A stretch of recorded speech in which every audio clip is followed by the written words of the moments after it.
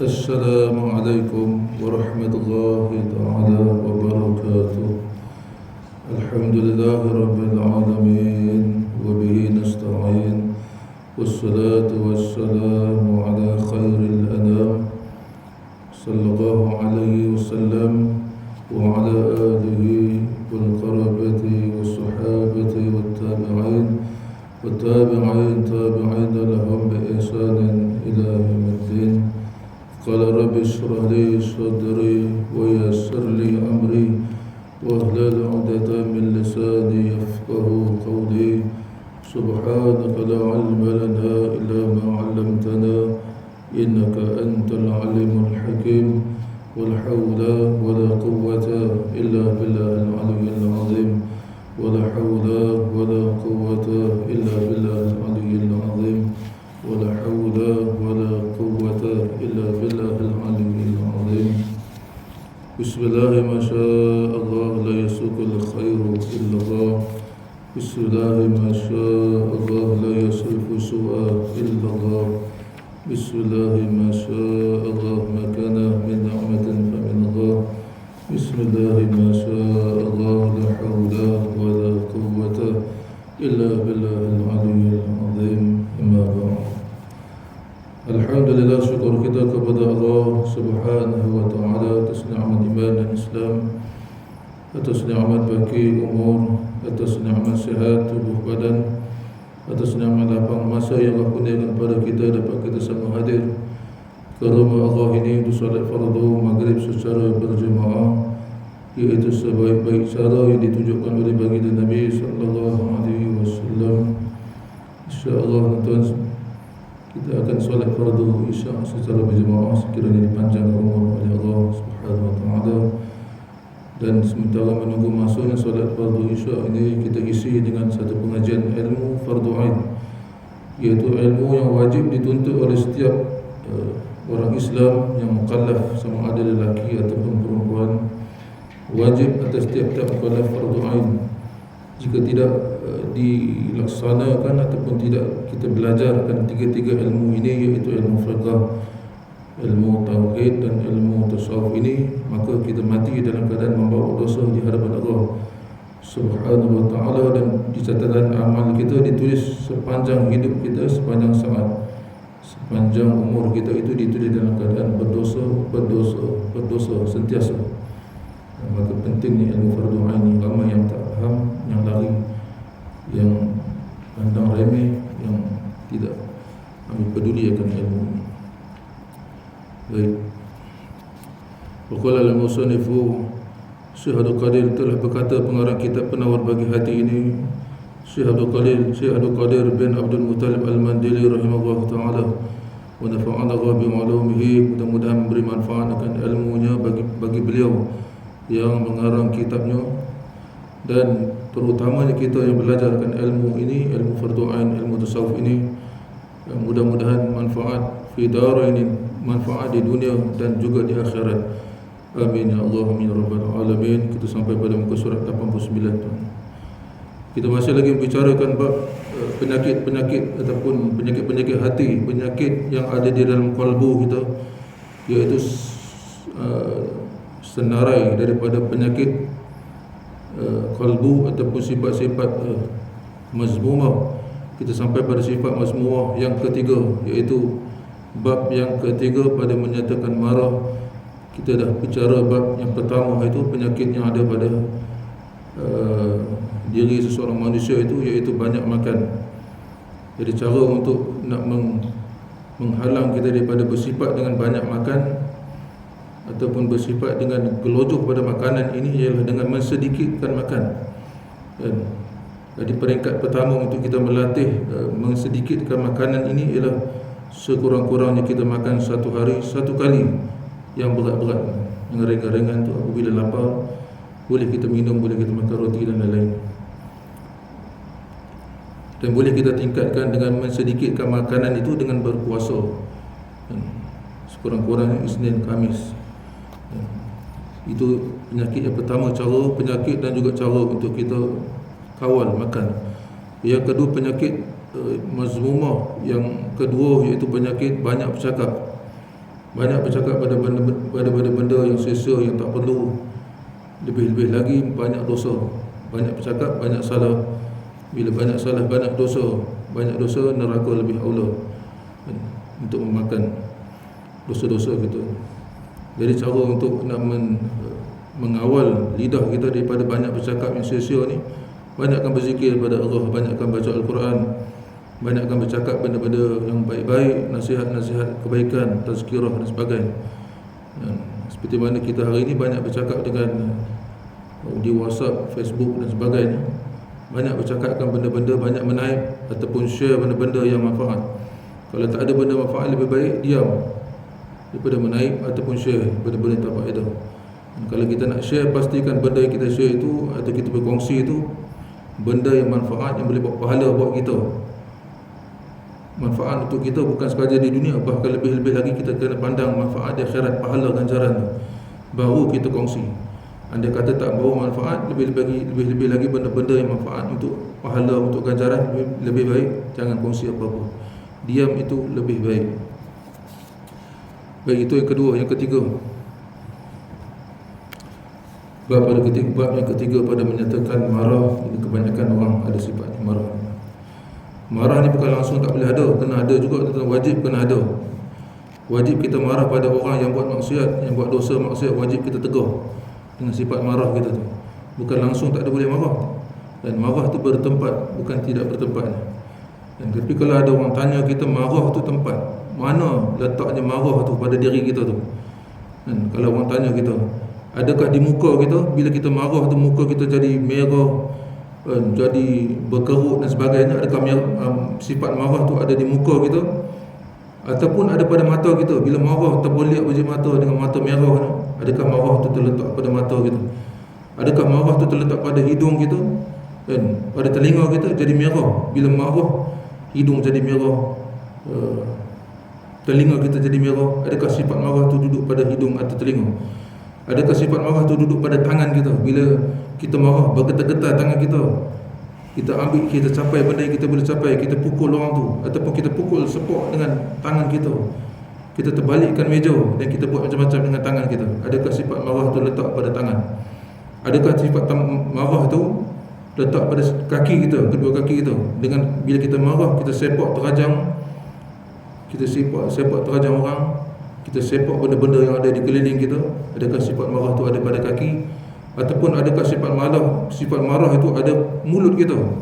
Bila kita marah, kita caci maki, kita hina orang, kita sumpah seranah orang dan lain-lain perkataan yang keluar dari lidah kita. Adakah sifat marah tu letak pada seluruh anggota di tubuh badan kita? Jadi sebenarnya di mana kalau letak sifat marah tu? Jadi kita nak bincang malam ni. Jadi pada hakikat penyakit marah, penyakit keji marah ini bukan terletak pada luaran. Hakikatnya dari dalaman yang dizahirkan, yang dikeluarkan pada anggota luar. Hakikatnya sifat marah tu letak pada nafsu kita. Sekiranya nafsu kita masih duduk pada tingkat nafsu amarah, nafsu yang jahat ni, maka sebab tu dizahirkan pada luaran kita, pada anggota badan kita yang zahir, hasil daripada tingkatan nafsu kita tu. Orang yang nampak apabila marah melampau dengan perkataannya yang dikeluarkan dengan lidahnya, dengan tangannya, dengan memukul, dengan kaki yang menyepak, dan segala tindak tanduk luaran yang agak yang menunjukkan kemarahan dia tu, itu adalah bukti ataupun dalil dia tu nafsu itu dia masih duduk di tingkat nafsu yang paling bawah sekali, iaitu nafsu yang masih dalam kawalan nafsu, hawa nafsu dan juga syaitan. Dan orang yang duduk pada tingkatan nafsu amarah ni, dia sentiasa buat dosa dan maksiat sentiasa, dan duduk di bawah telunjuk dan kawalan nafsu yang jahat, dan juga di bawah kawalan syaitan. Maka penting untuk kita islahkan, ubahkan dengan belajar ilmu, dengan mujahadah dan dengan panduan guru, untuk kita naik, buang daripada sifat ataupun bernafsu dengan nafsu amarah ini, naik ke nafsu lawamah, kemudian mulhamah, dan seterusnya duduk di nafsu mutmainnah. Ketahui olehmu bahawasanya marah itu sifat kecelaan. Sifat marah itu sifat yang dikeji oleh syarak, dikeji oleh Allah, dikeji oleh Rasul, yang sangat banyak kebinasaannya, banyak mudaratnya, kerana menyebabkan ia pada anggota ataupun dizahirkan sifat marah itu pada anggota yang zahir, dan akan memukul dan memaki dan membunuh, dan di dalam hati ataupun kalbu orang seseorang yang marah itu akan ada dendam dan dengki dan sukacita ataupun gembira dengan kena balak mereka yang dimarahi. Dia suka, orang-orang yang dia tak suka, yang dia benci itu dia suka. Kalau jadi apa-apa mudarat, jadi musibah ke, ni dia paling suka. Itu tanda-tanda kita ada sifat marah, sifat penyakit hati dalam diri kita. Dan suka juga dia mencita-cita akan membuka rahsia ni, buka aib orang. Dia, orang yang dia tak suka, yang dia benci itu, dia mencari-cari cara ataupun mencari-cari jalan untuk nak mencari aib seseorang yang dia tak suka tu, nak buka aib, nak menjatuhkan maruah. Dan tiap-tiap satu daripada tersebut itu sebab bagi binasa. Jadi mereka yang bersifat dengan sifat marah ni, asalnya marah, sifat marah yang zahir pada anggota zahir dia, bukan sekadar zahir pada anggota zahir ni, bahkan dia suka orang yang dia marah ataupun orang yang dia benci, yang dia tak suka itu, suka dapat musibah, dapat mudarat, dapat apa juga yang menyukakan hati dia, dan dia duk cari-cari aib ataupun apa juga benda yang boleh menyebabkan memalukan orang yang dia marah, yang dia tak suka tu. Dan bermula memecah ataupun mengawal, cara untuk mengawal akan bersangatan marah tu, cara nak kawal marah. Setiap orang pasti kena marah tu, mesti ada sifat marah. Kalau tak ada sifat marah tu, mustahil. Manusia tu memang Allah bekalkan dengan sifat marah. Cuma marah tu kena pada tempat ni, seperti mana yang diizin ataupun dalam lingkungan yang diizin oleh syarak. Selain daripada lingkungan yang diizin oleh syarak itu, marah yang tercela ataupun yang dicela oleh Allah. Dan bermula memecahkan ataupun cara untuk mengawal akan bersangatan marah itu, setengah daripadanya yang amat penting ia pada agama.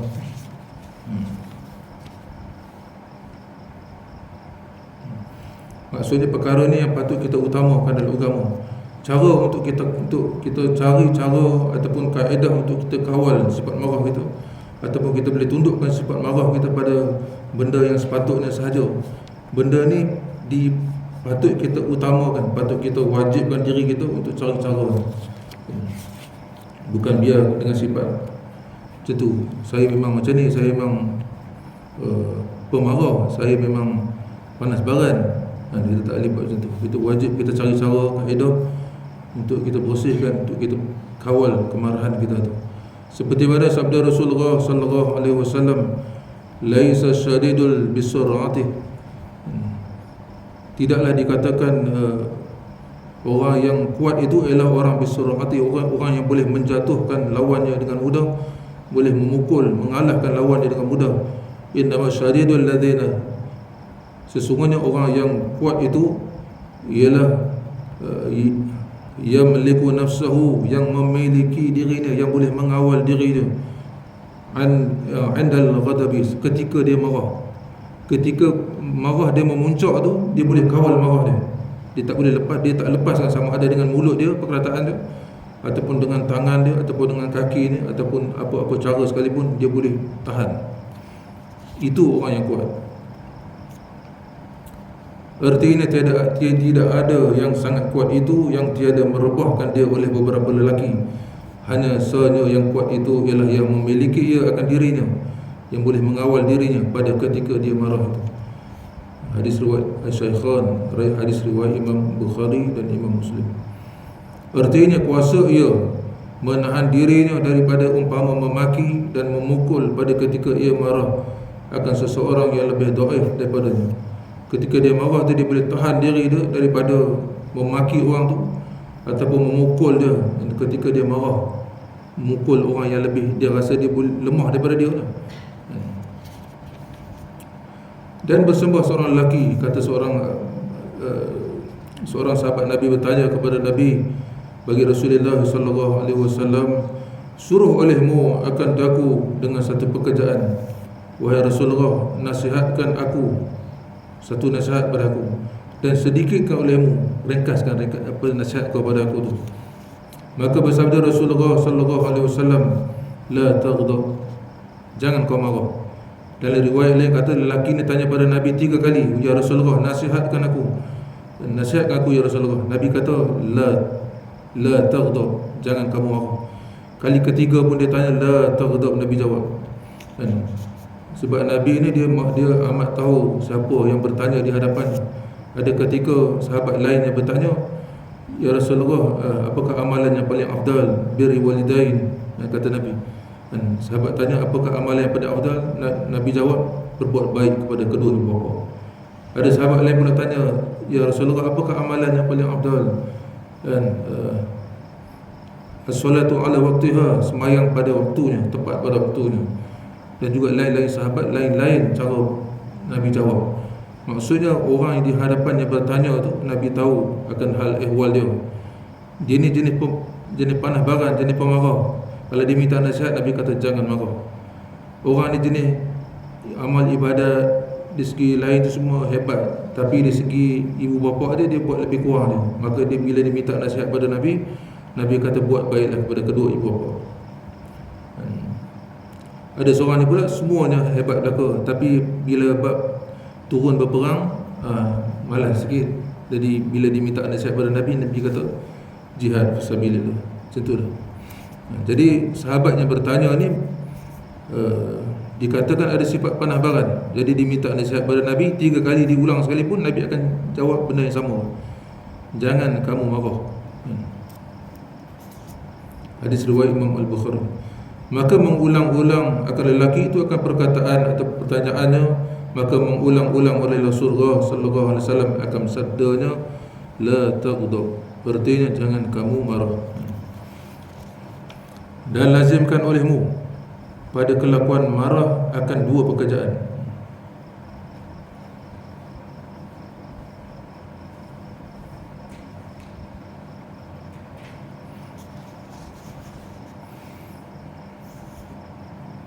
Jadi 2 cara untuk kita didik diri kita sifat marah ni supaya tak berlebihan pada kadar-kadar yang tertentu saja. Ada 2 cara.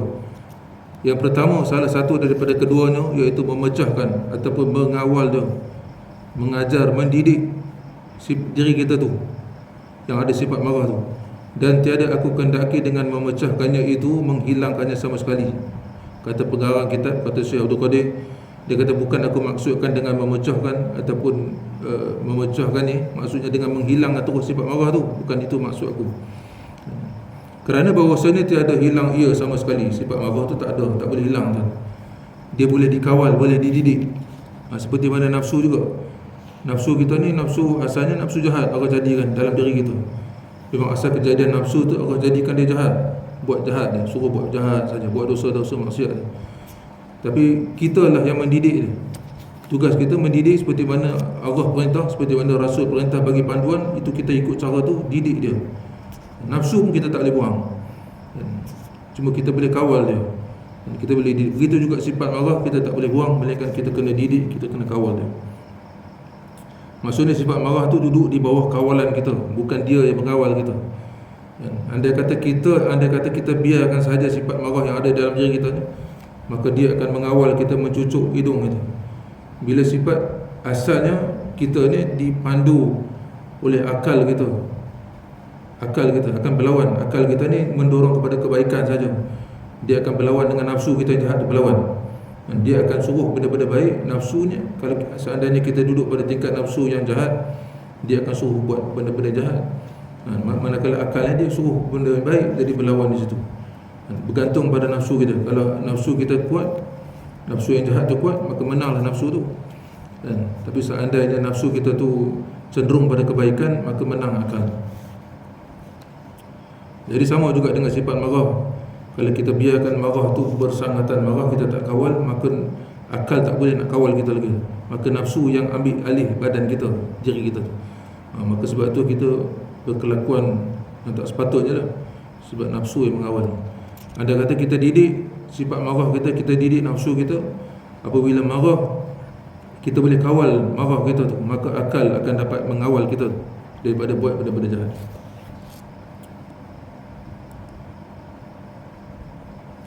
Dan tiada sayugianya ataupun tiada sepatutnya bahawa ia hilang sifat marah tu, tak sepatutnya hilang. Bahkan jika hilang ia nescaya wajib menghasilkannya. Andai katalah, tapi tak boleh hilang sepatutnya. Andai kata hilang sifat marah tu, wajib kita pergi cari balik, kena ada sifat marah. Sebab kalau tak ada sifat marah ni, benda-benda maksiat kita suka, kita redha. Kita tak ada sifat, kita tak ada rasa di hati kita benci langsung kalau tak ada sifat marah. Kerana bahawasanya ia perkakas sebagai memerangi sekalian kafir. Sifat marah tu untuk kita memerangi, untuk kita berhadapan dengan orang kafir. Dan menegah daripada segala kejahatan. Sifat marah tu boleh menegah kita, boleh menghalang kita daripada segala kejahatan, daripada segala kejahatan, dan menyuruh dengan mengerjakan kebaikan. Dan dengan sifat marah tu juga kita boleh cegah segala kejahatan untuk kita buat kebaikan. Nafsu, maksudnya sifat marah yang baik itulah yang terkawal tu. Dan adalah marah itu seperti anjing pemburuan. Marah itu seperti mana anjing pemburuan. Dan hanya sahaja dikendaki dengan memecahkan ataupun menundukkan anjing tu, iaitu ataupun sifat marah tu, mengajarnya sehingga mengikut dia akan akal. Kita didik dia, kita kawal sifat marah tu sampai akal kita tu boleh kawal sifat marah tu. Selagi mana sifat marah tu duduk di bawah kawalan nafsu, selagi itu kita akan bersifat dengan sifat yang keji lah. Kita akan zohir pada lidah kita, bercakap caci maki, mencarut dan sebagainya. Tangan kita memukul, kaki kita terajang dan sebagainya. Itu tanda-tandanya kita duduk di bawah kawalan nafsu kita. Jadi kita kena latih, kena didik, kena kawal sifat marah itu supaya ia duduk di bawah kawalan akal dan syarak, di bawah kawalan akal dan juga syarak. Maka bergerak ia, maka apabila dia marah, maksudnya kalau dia duduk di bawah kawalan akal dan juga hukum syarak, hukum agama, maka kalau dia marah sekalipun dengan sebab petunjuk daripada akal dan syarak, kalau dia marah sekalipun, dan diam ia dengan kalau diam sekalipun dengan sebab petunjuk daripada keduanya, daripada akal dan juga syarak. Dan tiada menyalahi ia akan dua. Maksudnya siapa yang duduk di bawah kawalan nafsu, yang duduk di bawah kawalan akal dan juga syarak ini, apa juga perbuatan ini tak menyalahi akal, tak menyalahi syarak. Seperti menurut oleh anjing pemburuan, seperti mana anjing pemburuan yang taat patuh pada perintah tuan. Dan demikian itu mungkin dengan bersungguh-sungguh pada mengajar. Kena bersungguh-sungguh ajar. Seperti mana kita latih anjing pemburu ni, kan, asalnya dia tak dengar cakap, tapi bila dengan bersungguh-sungguh kita melatih dia, kita mengajar dia, lama-lama dia boleh ikut cakap kita. Dan iaitu membiasakan akan lambat marah.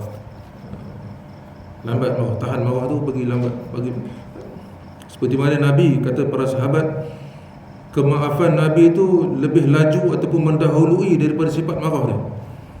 Jadi kita sifat Nabi itu kita kena tiru.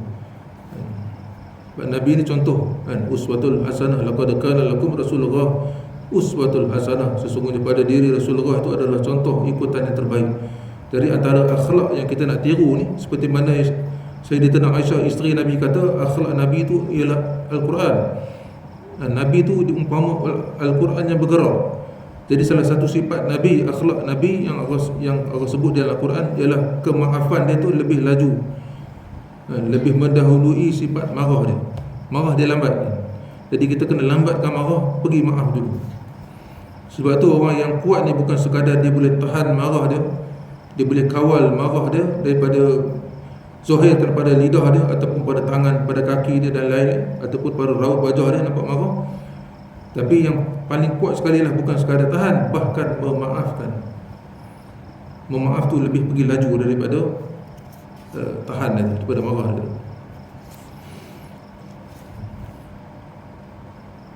Membiasakan akan lambat marah dan membiasakan memaaf. Lambatkan sifat marah tu. Sekarang ni kita cepat nak marah. Itu silap kita. Kita cepat nak marah. Cepat nak marah tu kena buang, bagi lambat. Bagi yang cepatnya, bagi maaf tu, sifat maaf tu yang cepat.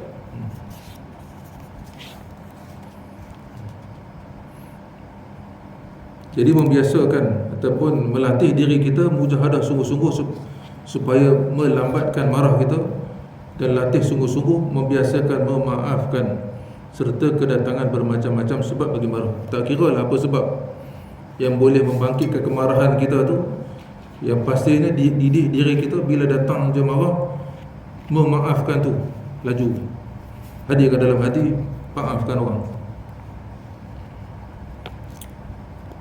Apabila maaf tu dah mendahului marah, maka tak adalah marah. Itu rahsia dia. Disebabkan kita mendahului marah, maka maaf tu hilang. Jadi kita latih diri kita, bila marah kita maafkan dulu orang. Jadi sifat marah tu akan hilang.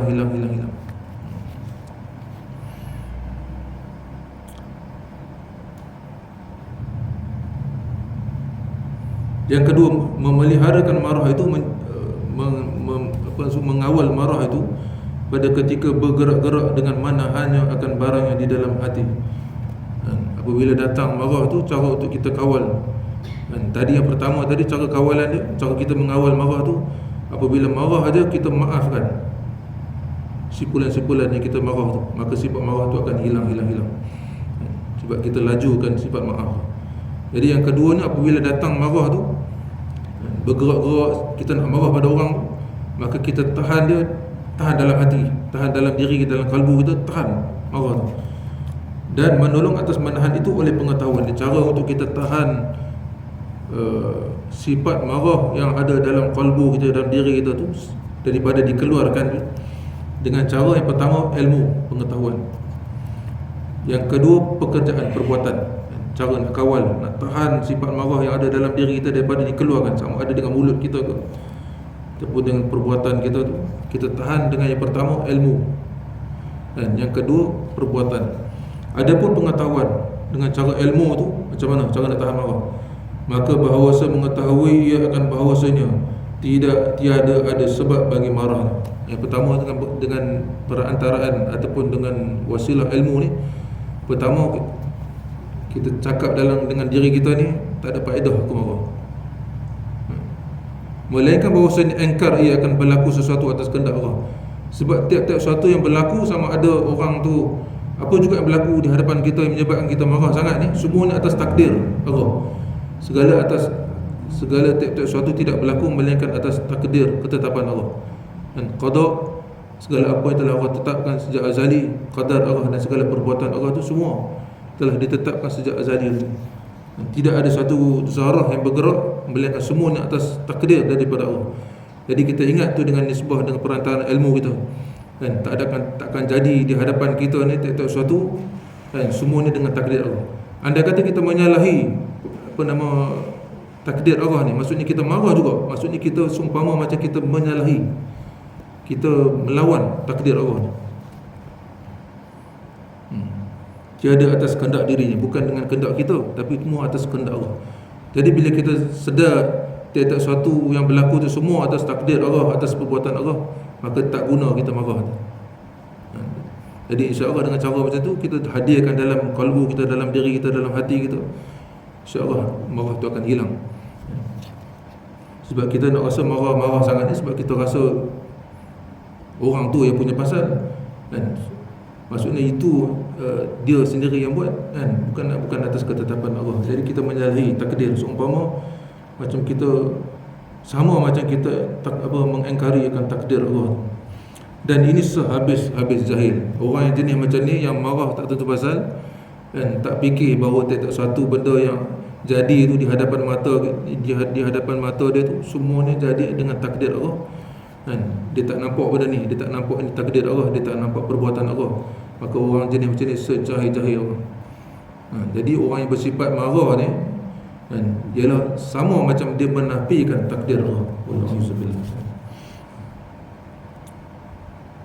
Dan lagi mengetahui ia bahawasanya marah Allah Ta'ala itu lebih besar daripada marahnya. Ada juga dalam hati, bukan sekadar tiap-tiap sesuatu yang berlaku tu semua dengan takdir dan telah Allah tetapkan sejak azali, tiap-tiap daripada perbuatan Allah. Bahkan, dan Kalau nak dibandingkan marah dia dengan marah Allah tu, marah Allah tu lebih besar. Dan sebab dia buat dosa siang malam, daripada pagi sampai ke malam buat dosa, dosa zahir, dosa batin, Allah maafkan dia. Tapi dia, orang buat lebih kurang dia berkira dengan orang. Maksudnya dia berkira dengan Allah, berkira dengan tiap-tiap perbuatan Allah tu. Apa yang Allah buat tu untuk nak mengkafarah dosa dia, nak mengangkat darjat dia, kan?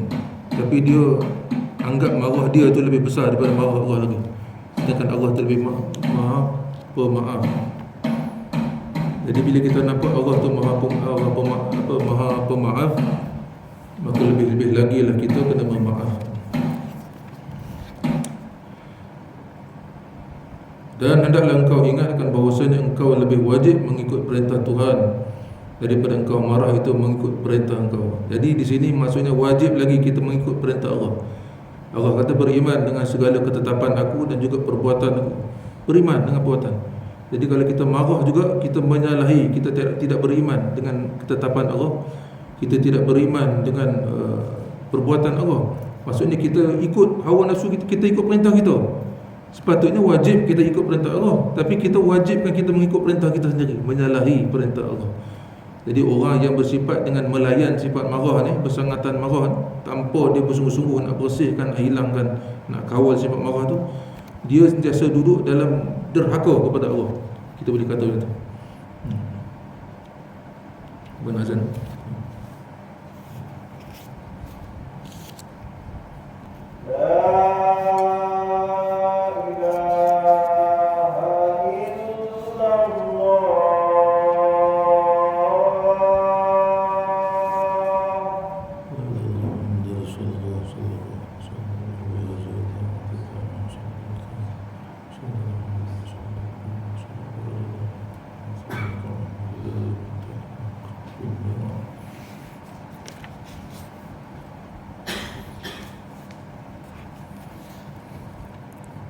Jadi yang pertama tadi, cara untuk kita didik sifat marah itu, ataupun cara untuk kita kawal sifat marah itu, ialah mendahului, melajukan, memaafkan daripada marah. Bila kita lajukan marah, kita lajukan maaf tu, maka sifat marah itu akan hilang kekurangan. Jadi cara yang keduanya dengan cara ilmu, guna kaedah ilmu, iaitu nampakkan sifat marah kita itu tak ada faedah. Sebab setiap apa yang Allah takdirkan semuanya berlaku atas kehendak takdir Allah. Setiap berlaku atas perbuatan Allah, maka tidak ada kaitan dengan kita langsung. Jadi tak ada faedah kita marah. Dan juga kita patut utamakan murka Allah tu berbanding dengan marah kita tu, kan? Sebab kita berapa kali buat maksiat, buat dosa, Allah maafkan kita. Tapi apabila Allah zahirkan perbuatan dia, kita marah pula. Jadi kita sebenarnya pada hakikatnya kita menafikan derhaka kepada Allah. Dan limpah kurnia Allah Ta'ala lebih besar berbanding beberapa kali menderhaka ia akan Tuhannya, maka tiada marah Allah Ta'ala akan dia. Banyak nikmat rahmat Allah bagi kat kita, nikmat Allah bagi kat kita. Kita pun derhaka kat dia banyak kali, buat dosa kat dia banyak kali, buat maksiat, tapi dia maaf kita. Bila dizahirkan perbuatan ni, kita marah. Jadi tak sepatutnya itu. Dan hendaklah engkau ingatkan bahawasanya engkau lebih wajib mengikut perintah Tuhan daripada engkau marah itu mengikut perintah engkau. Sepatutnya menjadi kewajipan kita ikut taat perintah Allah, bukan taat pada nafsu kita, bukan taat pada diri kita. Jadi kalau kita taat kepada sifat marah kita tu, maksudnya berarti kita taat pada diri kita, taat pada perintah kita. Ini menyalahi. Sepatutnya kita wajib mentaati perintah Allah. Ini dikatakan kita menghambakan diri lain daripada Allah. Anda kata kita masa kita hidup ni, kita duk hamba diri pada lain daripada Allah, dalam keadaan sedar ke, ataupun lebih-lebih lagi orang yang tak belajar, yang tak mendalami ilmu tasawuf ni, dia duk nampak diri dia serba betul, tak ada dosa. Jadi orang macam ni duduk dalam kawalan hamba selain daripada hamba Allah. Sama ada hamba nafsu dia, ataupun hamba syaitan ke, hamba dunia ke, hamba duit. Jadi kita terkeluar daripada seruan Allah, ya ayyuhan nafsul mutmainnah, wahai diri jiwa yang tenang. Irji'i, ketika Allah cabut nyawa kita tu, irji'i ila rabbiki radiyatan mardiyah, kembalilah kamu kepada keredaan Allah, dan dalam keadaan kamu redha kepada Allah dan Allah redha kepada kamu. Fadkhuli fi ibadi, wa masuklah kamu dalam kalangan hamba-Ku. Ini orang yang taat pada perintah Allah, yang letakkan dirinya hanya hambakan diri kepada Allah saja, bukan kepada lain, maka Allah masukkan dia dalam kategori, baru masuk dalam kategori hamba Allah. Fadkhuli jannati, maka orang yang duduk dalam kategori hamba Allah saja yang boleh masuk syurga.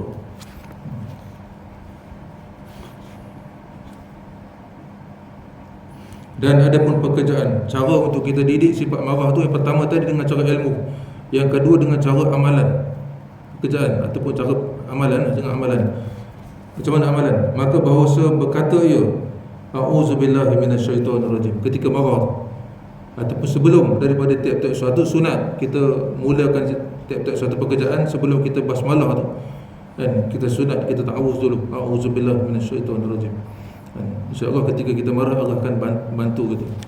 Bukan ketika marah tu baru nak buat, sebelum daripada marah tu kita dah jadikan amalan kita. Maksudnya bukan sekadar basmalah. Biasa kita bismillah dulu, bismillahirrahmanirrahim, nak angkat benda ke, nak buat satu benda, dan kita baca bismillah. Sebelum daripada basmalah tu baca auzubillah, auzubillahi minasyaitonirrajim, baru bismillahirrahmanirrahim. InsyaAllah pada ketika kita marah tu, Allah akan pandu kita, Allah akan jaga kita. Artinya aku berlindung kepada Allah daripada godaan syaitan yang terkutuk. Jadi hadis menyuruh membaca auzubillahi minasyaitonirrajim ini pada ketika marah. Meriwayatkannya dia oleh Imam Al-Bukhari dan Imam Muslim. Ada sahih riwayat Imam Bukhari Muslim. Kerana marah itu adalah daripada syaitan, sifat marah itu daripada syaitan.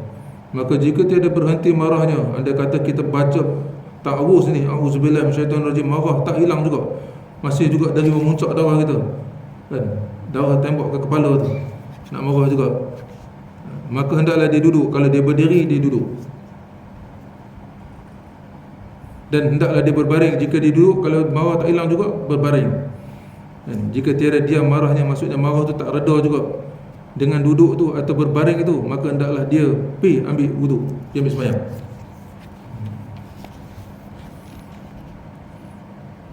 InsyaAllah selepas ambil wuduk ni, InsyaAllah hilang lah. Jadi api ni, marah ni umpama api, kan? Jadi cara nak menyejukkan api, menghilangkan api tu dengan air je cara ni. Jadi mengambil wuduk ni adalah ataupun cara yang paling mujarab sekali, terakhir sekali. Dan dia kata cara-cara dengan berta'awuz pun tak boleh. Lepas tu kalau kita berdiri, kita marah juga, kita duduk. Kalau duduk kita marah juga, kita baring. Kalau berbaring pun marah juga, bangkit pergi ambil wuduk. Itulah insya-Allah hilang marah. Sabda Nabi SAW, inna syaitana khulaqal minan nari, dalil. Sesungguhnya kata Nabi SAW, sesungguhnya syaitan tu dijadikan daripada api.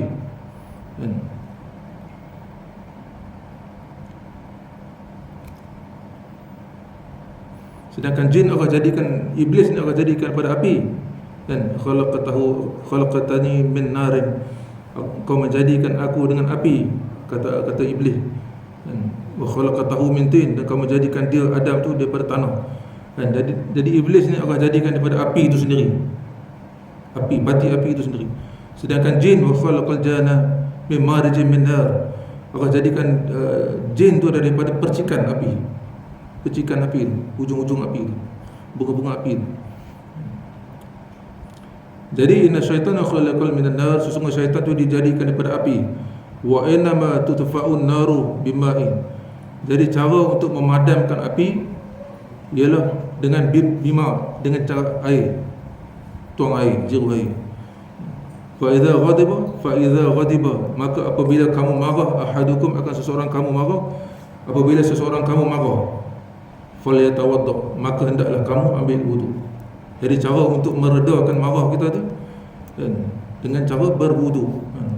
Sebab tu orang yang sentiasa jaga wuduk dia, sifat marah ni tak ada, kan? Sejuk dia, tak ada sifat marah. Sifat-sifat yang kasar-kasar, ganas-ganas ni tak ada. Terutamanya kata para ulama, sebelum kita solat solat fardu 5 waktu tu, sunat kita mandi. Tiap-tiap kali solat fardu, sebelum datang ke surau, Solat berjemaah tu sunat kita mandi. Antara hikmat fadilat dia kata para ulama, ketika orang mandikan jenazah kita tu, mayat kita bersih dan bercahaya tubuh kita, jasad kita. Ditambah pula dengan wuduk kita bercahaya, bukan sekadar bercahaya di dunia, bahkan lebih lagi bercahaya di akhirat. Kita nak melintas titian sirat pun dengan cahaya wuduk ni tuan. Sunat kita lebih-lebihkan anggota wuduk, bukan sekadar yang wajib je, lebihkan. Kerana anggota wuduk umat Nabi Muhammad ni akan bercahaya menjadi lampu besok di akhirat. Sebab titian syirat tu segelap-gelapnya. Hanya orang yang jasa jaga semayang tu, jasa bersihkan diri dia, dan jasa jaga amal ibadat dia bercahaya-cahaya. Dengan cahaya itulah kita melintas titian syirat. Jadi cara untuk nak menghilangkan sifat marah yang sedang bergelora tu, yang tengah marah tu, cara untuk menyejukkannya dengan berwuduk. Hadis riwayat Imam Abu Daud. Dan sabda Rasulullah sallallahu alaihi wasallam, ala innal ghadaba jamratan fil qalbi ibnu adam. Sesungguhnya sifat marah itu adalah jumrah ataupun seperti bara api fi qalbi, pada kalbu ibnu adam, akan anak Adam. Jadi sifat marah itu umpama bara api yang ada dalam kalbu, yang ada dalam diri anak-anak Adam. Ala tarawna ila humrati ainaihi, tidakkah kamu melihat kepada humrah ataupun merahnya ainaihi, dua mata orang yang marah ni. Bila marah mata merah kan. Kalau sifat orang marah ni betul-betul marah, mata dia merah. Jadi Nabi kata, tidakkah kamu melihat pada orang yang marah ni, betul-betul marah ni, mata dia, kedua mata dia merah. Wa tifakhil audajih, dan juga urat di tengkuk ni tegang. Jadi bukan sekadar mata merah, bahkan urat pun jadi tegang. Faman wajada min dhalik, dan siapa-siapa yang mendapati daripada yang demikian itu, syai'an, akan sesuatu. Maksudnya kalau kita dalam keadaan macam tu, keadaan marah sangat, kita tengok mata kita marah, orang pun tengok mata kita merah, tengok urat kita pun dah tegang. Jadi kalau kita tengok seandainya sama ada pada diri kita ataupun orang lain, kita tengok dalam marah yang bersangatan ni, dan jadi falyadrib khaddahu bil ardh, maka tekankan pipi kamu ke bumi. Tekan pipi ke bumi. Maksudnya pipi kita ni diletakkan di tanah. Jadi kita asal kejadian kita tanah. Cara untuk selain daripada air, tanah juga boleh menyejukkan kita. Sebab asal kejadian kita daripada tanah. Contoh kawan-kawan kita lah, dia marah, kita pegang dia pun tak boleh nak marah juga. Dan nanti kita jatuhkan dia, dan tekan dia, pegang dia, letak kepala dia, pipi dia ke tanah, untuk redakan marah dia. Kita cakap sabar pun tak mau sabar juga kan. Tekan dia ke bawah, bagi pipi dia kena, ataupun badan dia kena ke tanah. Jadi cara untuk nak meredakan kemarahan. Seandainya kita boleh kawal dia, kita suruh dia ambil wuduk. Andai kata dia tak boleh kawal, kita kena pegang dia. Sebab terlampau ganas sangat marah dia, kita tekan dia ke pipi dia atau badan dia, kena bagi tanah, untuk meredakan marah dia tu.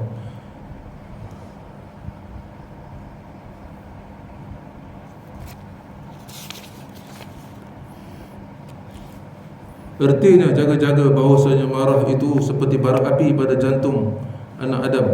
Adakah tiada melihat kamu pada merah dua matanya dan bengkak urat lehernya?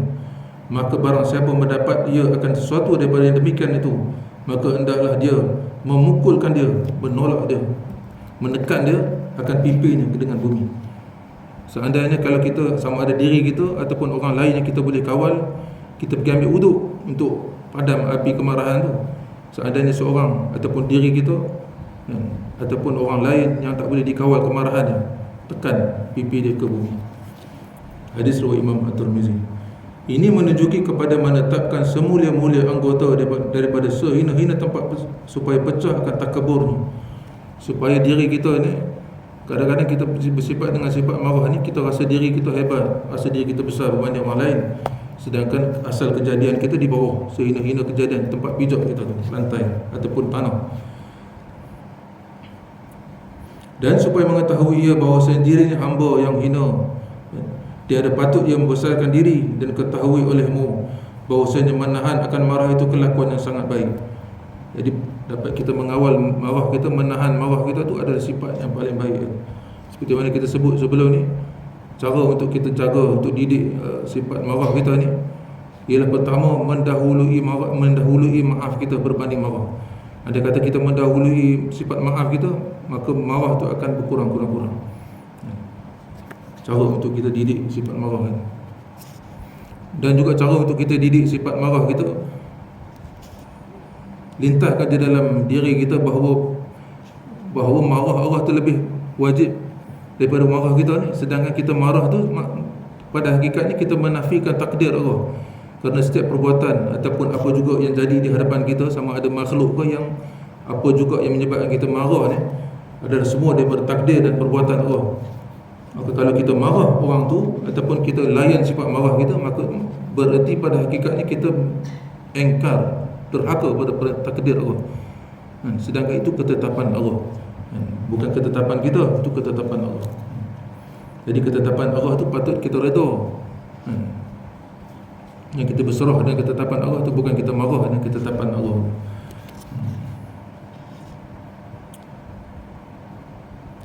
Telah memuji akan dia oleh Allah Subhanahu Wa Taala dalam Al-Quran dengan firman-Nya, surah Ali Imran, diletak sini pendek ni. Yang panjang ni surah Ali Imran ayat 134. Wasari'u ila maghfiratin min rabbihim, bersegeralah kamu untuk mendapatkan maghfiratin min rabbihim, bersegeralah kamu untuk mendapatkan keampunan daripada rabbihim, daripada Tuhan kamu. Bersegera. Macam mana cara tu? Wa jannatin 'arduha as-samawati wal ardh, sedangkan syurga yang Allah nak janjikan kepada orang yang Allah ampunkan segala dosa-dosa dia, dan Allah janjikan pada dia jannatin, syurga ataupun kebun-kebun, 'arduha as-samawati wal ardh, yang bidang dia luas dia seluas langit dan bumi bagi tiap-tiap seseorang. Pada malam ketika Nabi Mi'raj, ketika Nabi jumpa dengan Nabi Ibrahim AS, Nabi Ibrahim kata, wahai anakku, kirim salam kepada umatmu, dan katakan pada mereka bahawa tanah di syurga ni subur, sangat-sangat subur. Bukan seperti mana bumi. Sahabat-sahabat kita yang ada dusun-dusun, yang ada kebun-kebun tahu tak? Bukan tanam hari ni boleh tumbuh pokok. Bukan tanam pokok nangka hari ni terus boleh makan nangka, tak. Di syurga tanah amat subur.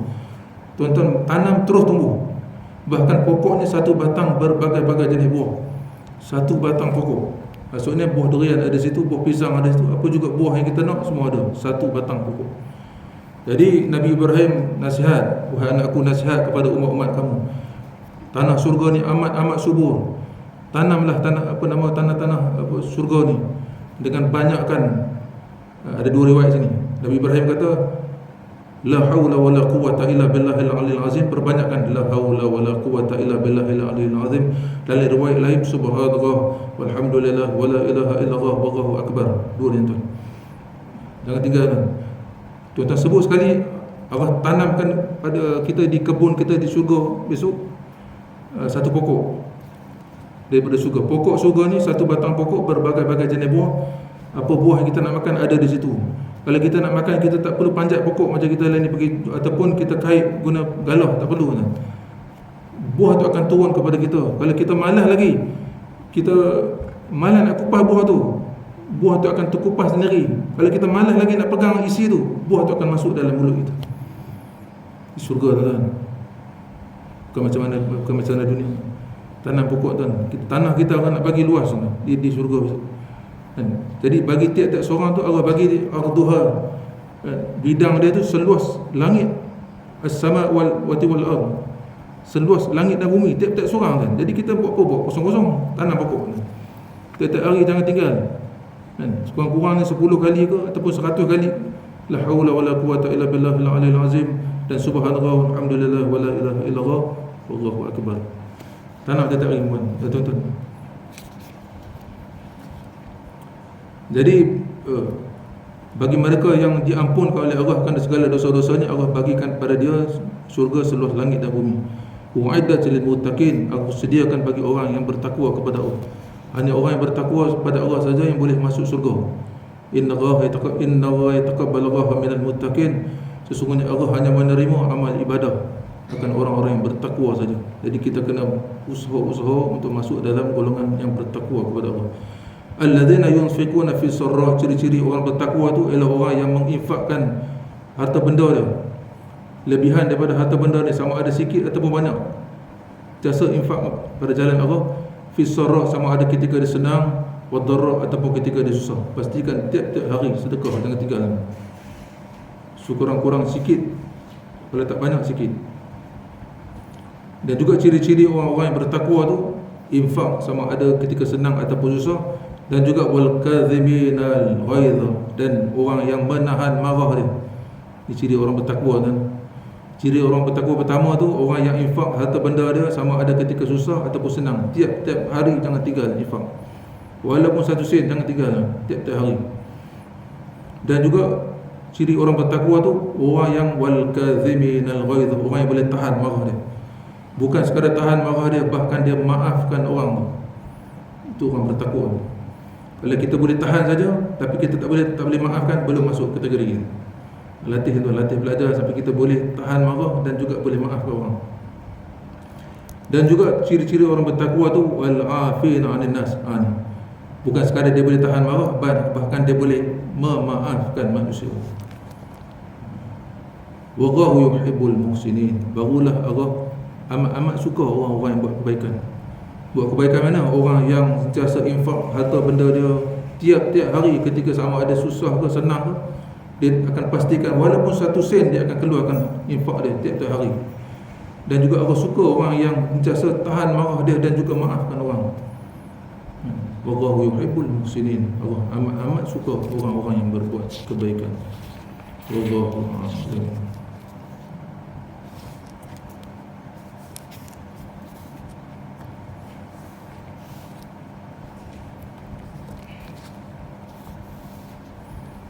Boleh tanya?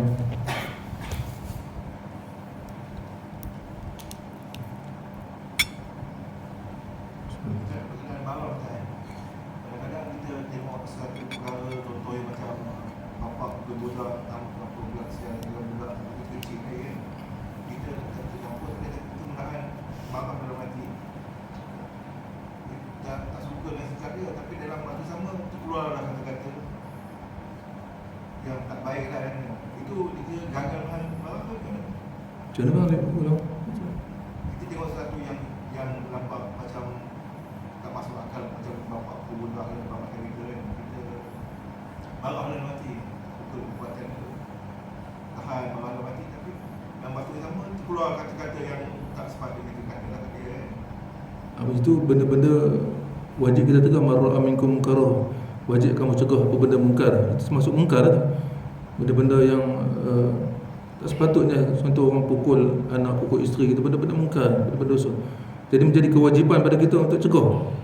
Jadi kewajipan kita bercegah tu jangan, itu disebut sini sifat marah tu bukan boleh dibuang serta-merta. Marah tu mesti dalam kawalan akal ataupun syarak, lingkungan syarak.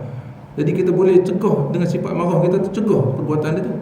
Cuma jangan kena kawal lidah kita daripada keluarkan perkataan yang menghina dia ataupun mencaci maki, itu je. Marah tu marah dengan tegas, dengan suara yang kuat, kan? Gunalah kaedah perkataan apa pun, yang penting bukan perkataan menghina dia, mencaci maki dia. Walaupun dia keluar perkataan mencarut, mencaci maki pun jangan kita balas. Kan Nabi kata setiap kebaikan yang orang buat pada kamu, kamu balas dengan kebaikan.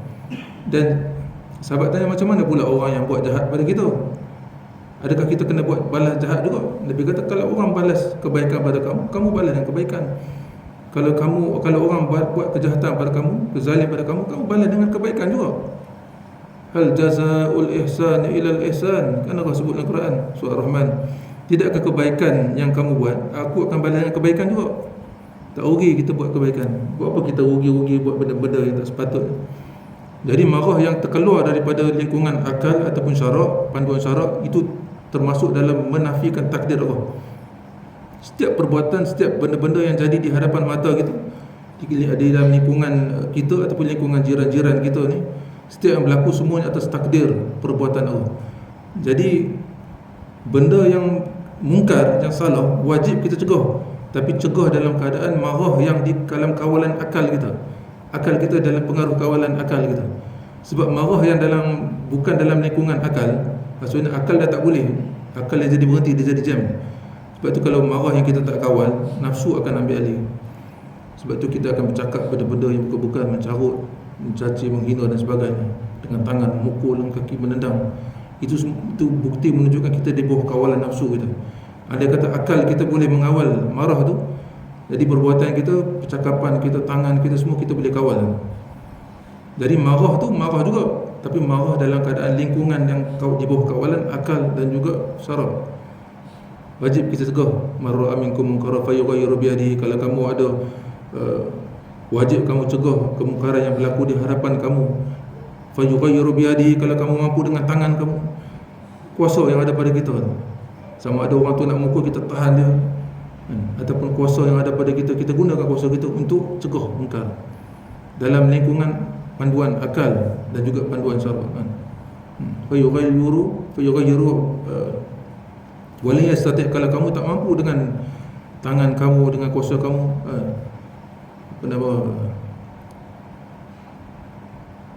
wabiqalbi, wabiqauli, wabilisani. Kalau kamu tak mampu dengan kuasa yang ada pada kamu, kamu gunakan lisan kamu bercakap. Kalau kuasa pun tak ada, kamu tak mampu nak buat, bercakap pun kamu tak mampu, wala yastati', kamu tak mampu juga, wabiqalbihi, dengan hati kamu, dengan kalbu kamu, sekurang-kurangnya. Orang beriman sekurang-kurangnya kena ada benda-benda maksiat, dosa, dia kena ada cegah, benci, tak suka pada hati.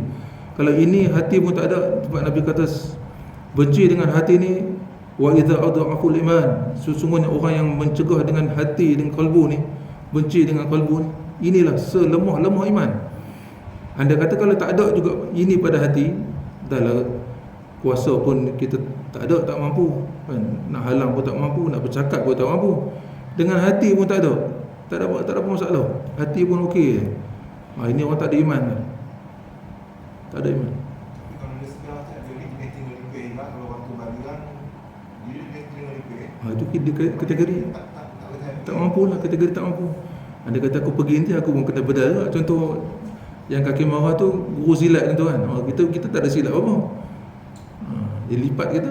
Kita cari orang yang pandai silat, contoh lah, cari orang pandai silat. Ataupun kita seorang, kita tak mampu. Ini kalau kita pergi seorang, mungkin dia terajang kita kan. Jadi kita cari ramai-ramai, pegang dia, rebah dia ke bumi, macam mana yang Nabi sebut kan. Kita tak mampu nak sejukkan dia dengan air, nak suruh Nabi wudu, dia ni tak boleh makan ni. Kita panggil ramai-ramai, tangkap kaki, tangkap tangan dia, rebahkan dia ke bumi, bagi muka dia tunjuk ke pasir untuk reda kemarahan dia. Allah. Kalau sifat marah ni bukan orang beriman. Kalau orang beriman dia tidak sifat marah, tak ada. Bukan maksud tak ada sifat marah. Sifat marah yang melampau tu tak ada. Dia akan jaga lidah dia. Kalau dia nak bercakap, dia akan tengok dia akan fikir dulu, adakah percakapan aku ni bawa manfaat atau bawa mudarat dia akan fikir dulu. Itu orang beriman. Dia nak buat satu benda, dia menggunakan pertimbangan akal dia tu, melebihi daripada nafsu dia. Kalau orang yang tak beriman, dia akan utamakan nafsu dia, dia berfikir dengan nafsu dia, dia bukan fikir dengan akal, dia fikir dengan nafsu dia. Maka perbuatan yang dalam lingkungan kawalan nafsu ni, syaitan akan ambil kesempatan kat dia. Allah. Auzubillahi minasyaitonir rajim. Bismillahirrahmanirrahim. Alhamdulillahirabbil alamin, wassalatu wassalamu ala asyrafil anbiya'i wal mursalin wa ala alihi wa sahbihi ajma'in. Allahumma shalli ala sayyidina Muhammad wa ala alihi sayyidina Muhammad. Allahumma ihfazna bil Islam qa'iman, Allahumma ihfazna bil Islam qa'idan, Allahumma ihfazna bil Islam rakidan wa la tusmit bihi aduwan wal hasidan. Allahumma rizqna fahman nabiy wa hifdzal mursalin wa ilhamil malaikatil muqarrabin wa afiyati bi rahmatika ya arhamar rahimin. Allahumma faqihna fid din wa 'allimna ta'wil ya Allah. Allahumma faqihna fid din wa 'allimna ta'wil ya Rahman. Allahumma faqihna fid din wa 'allimna ta'wil ya Rahim bi rahmatika ya arhamar rahimin. اللهم ارزقنا متابعة النبي صلى الله عليه وسلم أولا والآخرا ظاهرا وباطلا قولا وفعلا وعملا صالحا برحمتك يا أرحم الراحمين. وصلى الله على سيدنا محمد وعلى آله وصحبه وسلم. الحمد لله رب العالمين. تقبل الله منا ومنكم تقبل كريم. سبحان الله وبحمده سبحان الله وبحمدك أشهد أن لا إله إلا أنت أستغفرك وأتوب إليك. والعصر إن الإنسان لفي خسر إلا